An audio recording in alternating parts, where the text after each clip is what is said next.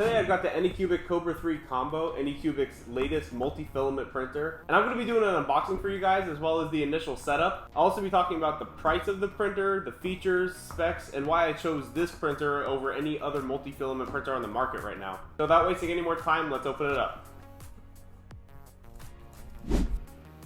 So opening up the box, the first thing we have is the manual. This includes the instructions on how to build the machine and how to download the software and install the app. Next, inside the box is the print head itself. Then we have the cable to connect the Kobra 3 to the Ace Pro and both of the power cords.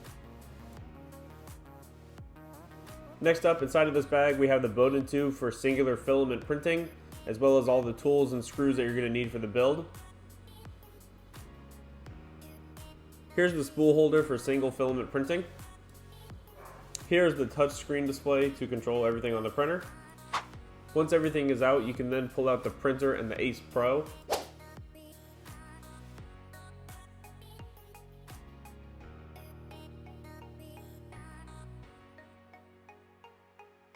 And here's everything completely out of the box, and as you can see, it's pretty much completely built. There are a couple of things that you do need to set up. So the first thing is going to be the cable that goes to the print head. This cable plugs directly into the print head using a USB-C. And the thing I really like most about this instruction manual is it actually tells you which Allen wrench to use, as well as labeling the bags of screws by numbers. So whether you're on step 1 or step 2, the bag of screws that is labeled 1 or 2 is going to be the ones that you use for that step. And next up, we're going to be installing the print head onto the X-axis. Go ahead and install these two screws in these two spots. Don't tighten them all the way and just set them onto the X-axis.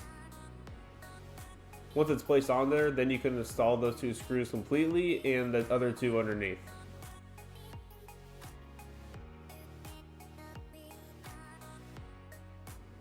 Next up, we're going to be installing the LCD display. Remove the blue tape from the cable. Then align the mount with the two holes on the side of the printer and install the two screws. Once it's hooked up, then you can go ahead and plug in the cable. And with the other orange cable that's already attached to the printer, go ahead and install that underneath the X-axis motor. And right here is where you can install the cable management holder. There's a small groove that'll help it slot right into where it's supposed to go. And then you can fit the print head cable into the back. Next up, we're going to be installing the filament waste arm. And as you can see, there's two grooves that come out that are going to fit directly into place, as you can see right here. Once you have it seated properly, you can install the screw into the back and install the screw that comes up underneath. When installing the Bowden tubes for the filament, you're going to see two black lines. You're going to want the second line to be flush with the circle on the print head. Then take the other side and run it through the filament tube holder, and repeat this for all 4 tubes until it's all complete. Now, in case you didn't get the combo and you're just going to be printing with one roll of filament, the filament spool holder goes right here on the back and slots straight into this groove. The next step is to connect the Kobra 3 to the Ace Pro, and to do this, we're going to use this 4 to 6 prong cable. Open up the rubber door on the front of the Kobra 3, then install the cable. Then the other side of that cable goes into the back of the Ace Pro on the bottom port. The top one is if you're going to use 2 of the Ace Pros to get 8 rolls of filament, and then you daisy chain them. Next, remove all of the blue locks on the back. I gotta admit, this is kind of tough, so it's kind of tricky, but you can actually pull them out a little bit and then remove them. And then the same thing with the filament tubes, except these ones are only going to be fitted into the first line.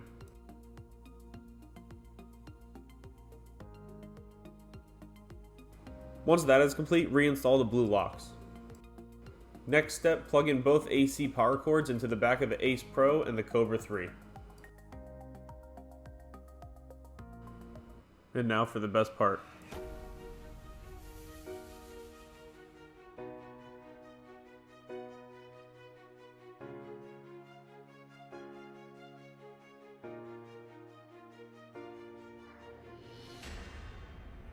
I forgot to record the Ace Pro. Nope. Then once you have everything connected, go ahead and remove the styrofoam from underneath the bed. Then fire up the machine and go through the steps to set it up. The Kobra 3 will automatically search for your Wi-Fi, so just enter the password and you'll be connected. To unlock the Ace Pro, slide the lock all the way to the right. Then choose 4 colors that you'd like to be printing with. Set it into the Ace Pro, and then feed the filament through the corresponding number. The Ace Pro motors will automatically load the filament, so you don't have to preheat or push it or anything. Just set it into the number and it'll load it automatically.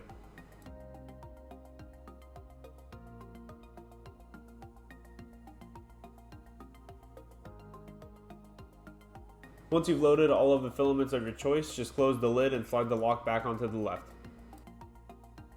To install the software, plug in the USB into your computer.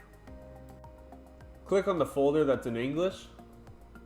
Click on Anycubic Slicer, and then pick whatever OS that you're working on. Go ahead and follow the prompt to install the software. Once you've installed it, it's automatically going to ask you to update it. Just go ahead and update it and then follow the prompt again. It'll ask you to actually reinstall pretty much the entire thing. So just go ahead and follow it through so that way you have the most up-to-date version. Once it's installed, it'll walk you through setting up your printer. And now you're ready to print. Once you set up your printer, it'll also give you a QR code. Go ahead and scan that, and that will automatically have you set up the app. And there's also a bunch of test prints that you have on the printer itself. And you can go ahead and run these just to see how well the printer can automatically handle all of the different speeds and the filament changes. And this is what it's going to look like whenever it changes filaments. So it's going to spit it all into the arm and then fling it off. This is called filament poop. And as you can see, the first layer is coming off great, and this is printing at 600 millimeters a second. And this is real-time printing. This is not sped up or anything, and there is a little bit of stringing, but considering this isn't a high-speed PLA and it's printing at 600 millimeters a second, this is coming out great.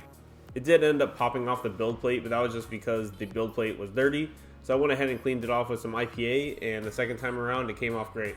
I then tested the multi-filament print and it came off great.